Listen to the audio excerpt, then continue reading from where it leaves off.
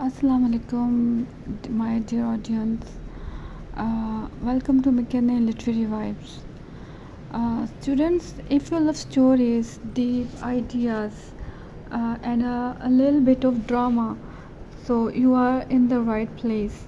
Here we break down writers like Aristotle and Shakespeare in a very simple way, like there are a concept of tragedy, and we all know that the concept of tragedy was given first by Aristotle, and after that every writer define it in his own way and in his own art. So, Aristotle tragedy versus Shakespearean tragedy. This is our today's topic. So, let's start. Tragedy, branch of drama that treats in a serious and dignified style the sorrowful or terrible event encountered or caused by a heroic individual. कहते हैं tragedy क्या है? Tragedy drama की ही एक जो branch है जो treat करती है बहुत ज़्यादा सीरियस इशू को, और बहुत ज़्यादा जो टेरिबल तकलीफ़ दे और खौफनाक इवेंट्स को ट्रीट करती है, जो कि वजह बनते हैं किसी भी हीरो की वजह से या किसी और इंडिविजुअल्स की वजह से. By extension the term may be apply to other literary works such as the novel, और यही टर्म जो है हम नॉवल में भी देख सकते हैं. ट्रेजेडी नॉवल में भी हो सकती है, ड्रामा में भी हो सकती है, इवन पोइट्री में भी हो सकती है. Although the word tragedy is often used loosely to describe any sort of disaster misfortune. So हम अगर किसी के साथ कुछ बुरा हुआ है, मतलब कुछ डिज़ास्टर हुआ है, कुछ गलत हुआ है, तो हम कहते हैं कि it's sad tragedy. It more precisely refers to a work of art that probes with high seriousness questions concerning the role of man in the universe. कहते हैं मोस्ट ऑफनली ये क्या ट्रीट करती है कि दुनिया में इंसान जो सीरियस क्वेश्चंस या सीरियस इश्यूज को फेस करते हैं, ट्रेजेडी उसको वो हाईलाइट करती है, उसे पोर्ट्रे करती है in drama form or in novel form or in any other form of art. So first हम इन अ सिंपल वर्ड पढ़ते हैं कि ट्रेजेडी क्या है. When we talked about tragedy, we memorized two great critics or tragedians. The first was Aristotle, who gave us theory of tragedy, and second was Shakespeare, who gave us four best tragedy in English literature. कहते हैं कि पहले तो जिन्होंने tragedy हमें दी वो कौन थे? एरिस्टोटल थे. वो एक ग्रीक फ़िलासफ़र थे, और उनकी जो अगर तो आपने उनकी बुक पोइटिक्स पढ़ी है तो आपको पता होगा कि उनका कॉन्सेप्ट ऑफ ट्रेजेडी या उनकी एक प्रॉपर डेफिनेशन ऑफ ट्रेजेडी क्या है.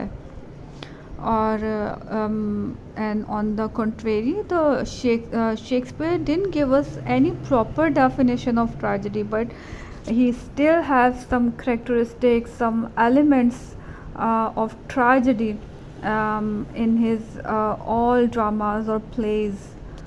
So according to these two writers we get knowledge that one who set the rules and another who break that rules and set his own rules of tragedy writing. कहते हैं कि first Aristotle थे जिन्होंने हमें rules of tragedy दिए थे, लेकिन उसके बाद क्या किया शेक्सपियर आए, उन्होंने वही रूल्स ऑफ ट्रेजेडी को क्या किया, ब्रेक किया, और अपने ख़ुद के वर्क से, अपने ख़ुद के आर्ट से उन्होंने ट्रेजेडी को एक न्यू डेफिनेशन दी. और but Shakespeare came he break all the set rules and set his own rules. First we talk about Aristotle tragedy. तो कहते हैं पहले हम एरिस्टोटल की ट्रेजेडी क्या थी हम उसके बारे में बात कर लेते हैं. What is Aristotelian tragedy? So Aristotle wrote about tragedy in his work called Poetics. We all know this, that Poetics was written by Aristotle, and he gave us a lot of concept like tragedy, hamartia, tragic flaw. He said a tragedy is a serious story according to Aristotle, and of course according to other author also. Tragedy is a serious issue. It's a where a great hero falls from success or to suffering. Tragedy क्या है? Tragedy में हम देखते हैं कोई भी hero जो है वो पहले तो प्रॉस्परस होता है, सक्सेसफुल होता है, and after that his downfall began to start. According to Aristotle there are few key element. आज जैसे हम सब जानते हैं कि उसके कुछ की एलिमेंट्स क्या हैं. हिमाशिया है, पेरिफिटिया है, एनेगोनॉर्सिस है, कैथारसिस है, ये उसके ट्रेजेडी के एलिमेंट्स हैं. Without these elements, his tragedy is incomplete. And if, according to him, if someone's tragedy doesn't have these elements, that means it's not a proper tragedy.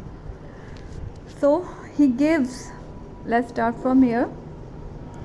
He gave the idea about error of judgment. Just one weakness in the hero's character make his downfall. Now this error of judgment, you can say the Himasya.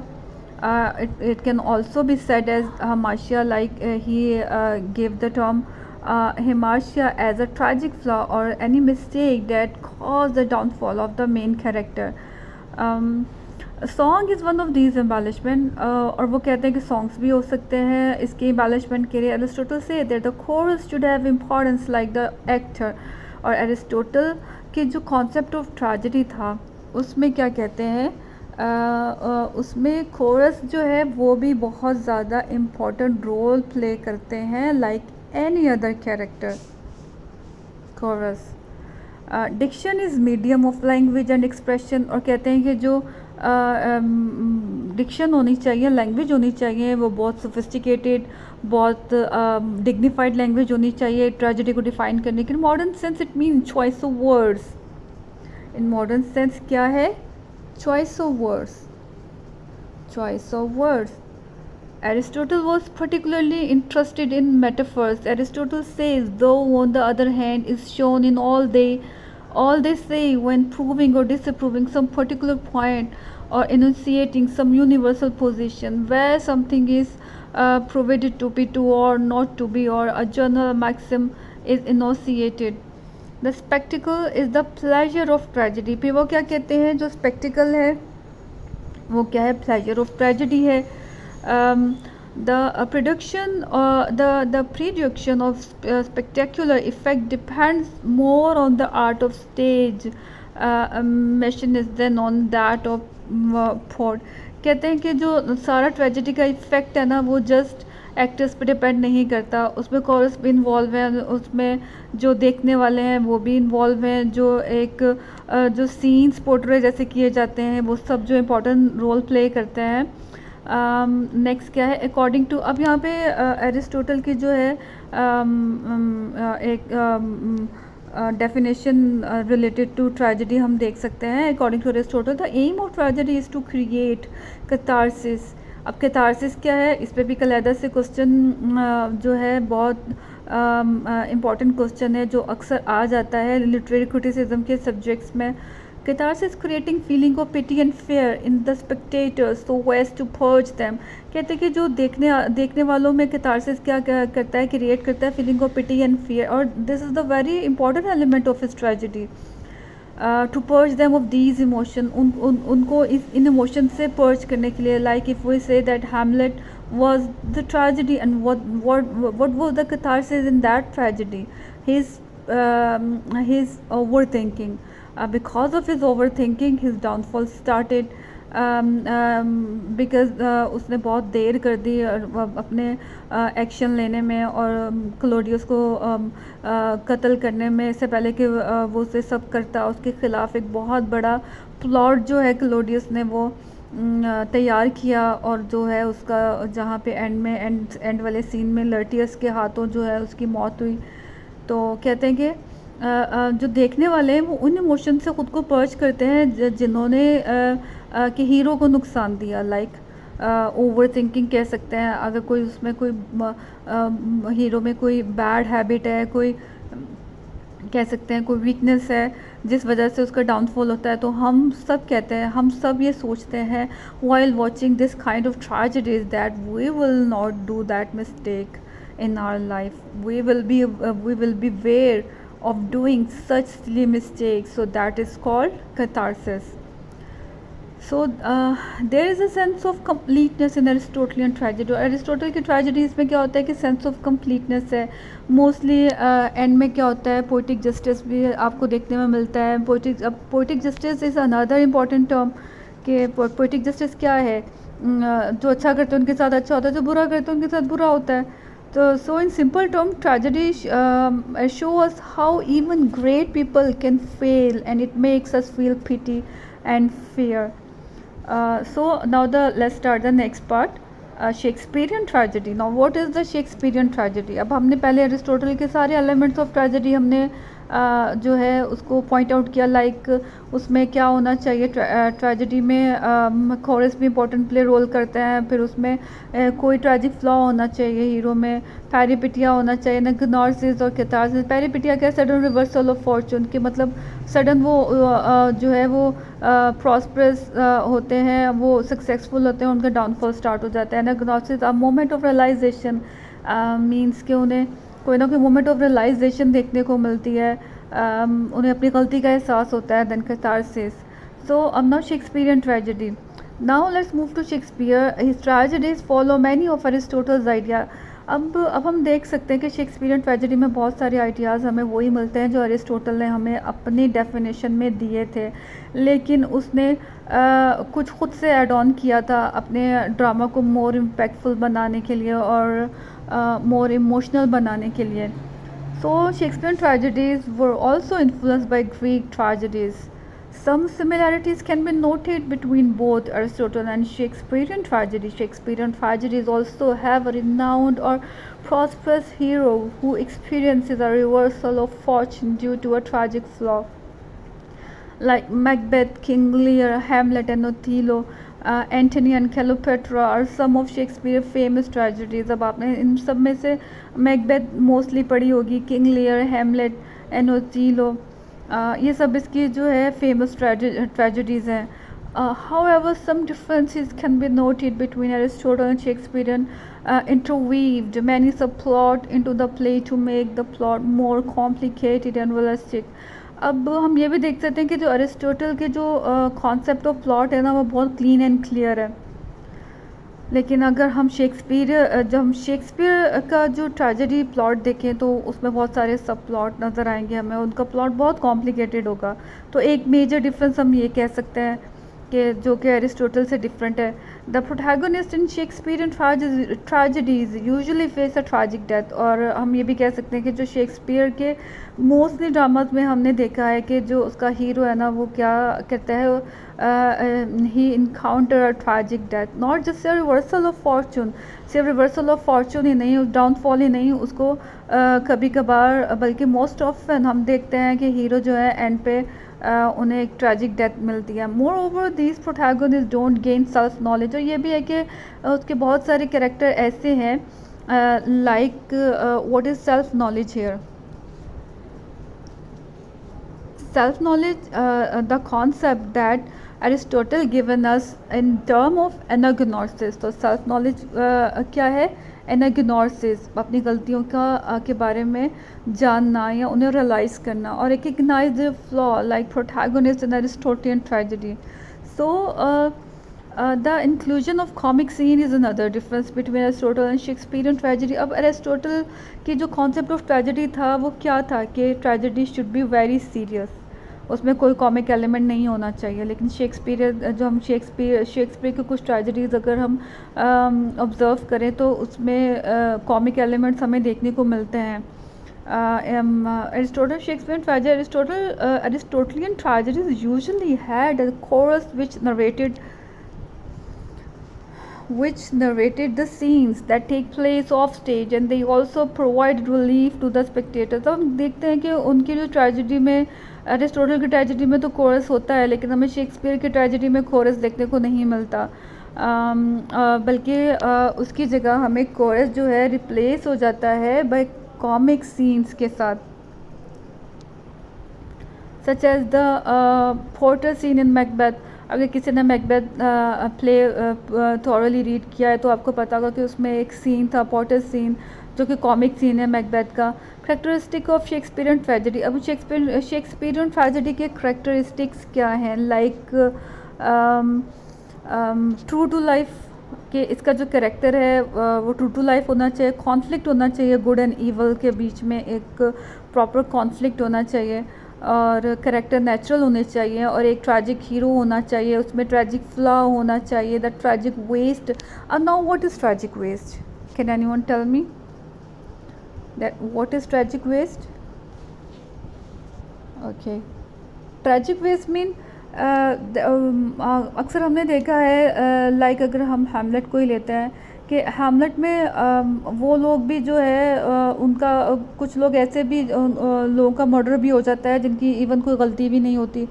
सो किसी के revenge में या किसी की tragedy में कुछ दूसरे लोग जो है वो भी बिला वजह जो है वो इसका शिकार हो जाते हैं. So that's called tragic ways. If we observe it in Hamlet, we can say that Hamlet's mother, she was a tragic waste, and Laertius' father, Polonius, he was a tragic waste. Means to wipe out the evil characters, some good characters also get dead. This called the tragic waste. Okay, now character and destiny, the extremes and the golden mean, the threshold, the twilight, the gray rather than the black and the white. Example, destiny work as devil. अब इसमें Shakespeare tragedy के एक बहुत important point ये भी है, like destiny is very important in Shakespearean tragedy. That destiny is play a crucial role, you can say play as devil, in his tragedy or in the life of his tragic hero. Chance, accidents, ये भी important role play करते हैं Shakespearean tragedy में. Okay, now there complicating factors, three complicating okay, there is a big difference between Greek tragedy and Shakespearean tragedy. The three complicated factors, some abnormal condition of mind. Okay, अब हम देखते हैं कि जो Shakespeare है उनके बहुत सारे प्लेज में हमें देखने को मिलता है कि किसी ना किसी के नॉर्मल स्टेट ऑफ माइंड को है वो ज़रूर हाईलाइट किया जाता है. लाइक हैमलेट में हम देखते हैं कि उसकी ओवर थिंकिंग और उसकी मदर का बहुत शादी करना अपने अंकल से उसे बहुत ज़्यादा मेंटली डिस्टर्ब कर देता है. उसे वो ही बिहेव लाइक अ साइकोपैथ. तो उसकी मेंटल कंडीशन हमें दिखाई जाती है जो कि some time we say that his madness was feigned and sometime we say that was real.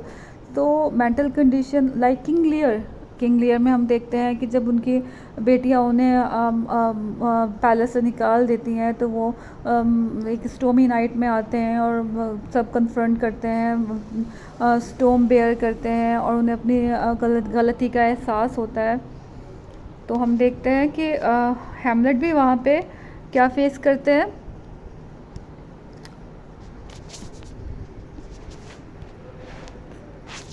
Okay, तो किंग लियर भी वहाँ पे क्या फेस करते हैं,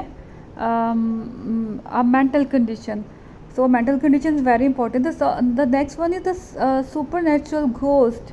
द सुपर नेचुरल घोस्ट आ जाते हैं अब यहाँ पे. सुपर नेचुरल घोस्ट भी हमें देखने को मिलते हैं शेक्सपियरियन ट्रेजेडी में, like ghost and witches.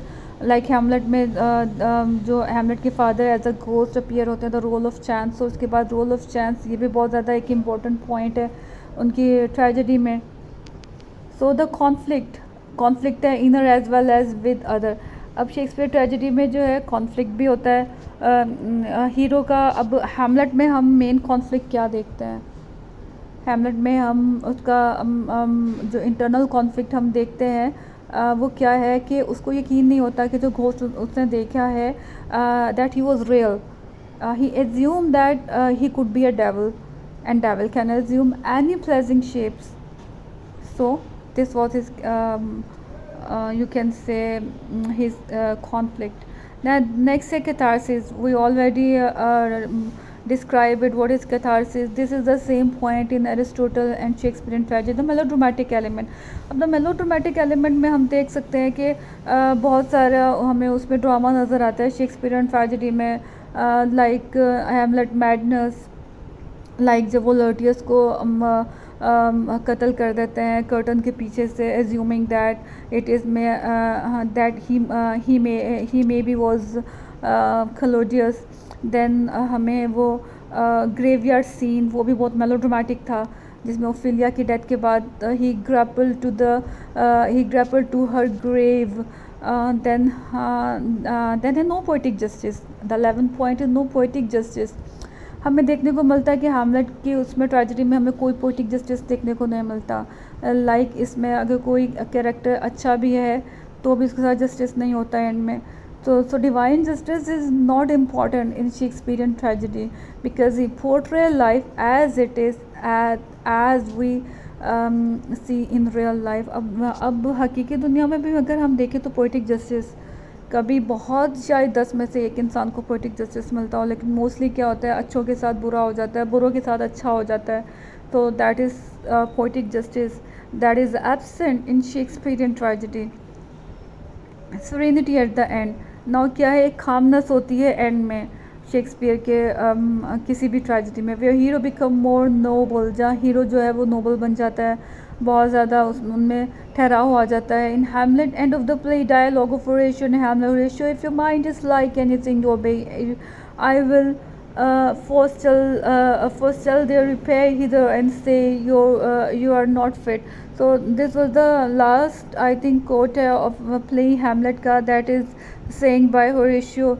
So अभी हमने मेन जो एलिमेंट एरिस्टोटल और शेक्सपियर के हमने वो स्टडी किए, और हम जिसमें मोस्टली क्वेश्चन आ जाता है कि हैमलेट एज शेक्सपियरियन ट्रेजेडी. अगर वो शेक्सपियरियन ट्रेजेडी बोलकर आपको मेंशन करें तो आपको मस्ट ये सारे करैक्टरिस्टिक्स के अकॉर्डिंग जो है सारा मटेरियल आपको वहाँ पे अपने एग्ज़ाम में पुट करना पड़ेगा अकॉर्डिंग टू शेक्सपियरियन ट्रेजेडी के.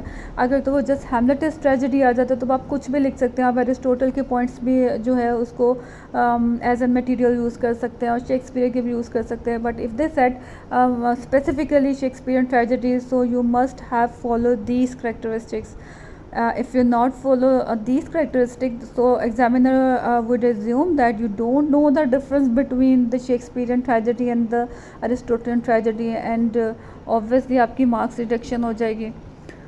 तो यहाँ पे मैं अपनी वीडियो एंड करती हूँ, और इंशाल्लाह मैं कल किसी अच्छे और न्यू टॉपिक के साथ अपनी वीडियो लेकर आऊँगी. So much thanks to all who are watching me. Allah Hafiz.